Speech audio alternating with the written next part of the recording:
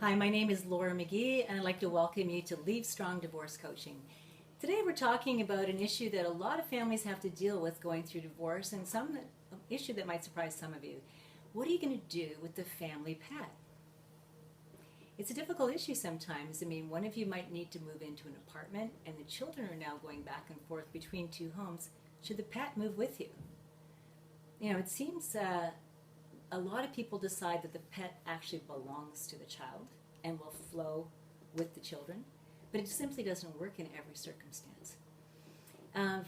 Some people find that they can't keep their pet. Both of them need to move, or maybe there's a change, recareering going on, and nobody's really home during the day, and the cost of a doggy daycare or a cat sitter or all the other types of animals that you might have in your home can become an enormous expense, and one that you can ill afford after you go through a divorce. It's a dilemma. And if the children have to deal with the loss of a pet as well as the separation of their parents, are you burdening them with one more loss?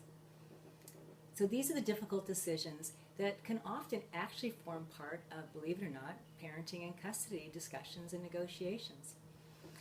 And they're things that you want to take your children's needs and considerations into consideration when you work through this process. There's no one right answer. I'm not suggesting that everybody should have a particular plan for their pets, but you do need to ask yourself the right questions. So the first question is, how attached are my children to these pets? Were these pets gifts, Christmas presents, birthday presents, or a pet a child is particularly attached to? And if so, how is that going to work with the flow and the arrangement? And who's going to bear the burden of the expense if a dog needs to be in daycare as a consequence of the divorce? Who's going to shoulder that responsibility? Or the cat? Secondly, what about the actual financial cost of caring for a pet? There's veterinary expenses, there's grooming expenses. If you ever had a dog that's needed a surgery, we're talking a big and sudden bill. If the pet belongs to the child, who does the bill belong to? The child's not paying for it.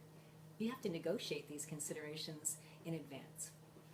So I know this is kind of an unusual topic and something that can use some additional consideration depending on what kind of pet you have and what your needs are, or whether the pet perhaps even belonged to you before you were married. But you need to think through, as a part of your exit strategy, what's going to happen with the pets after divorce. Thank you for joining me here today. My name is Laura McGee, and you're with Leave Strong Divorce Coaching.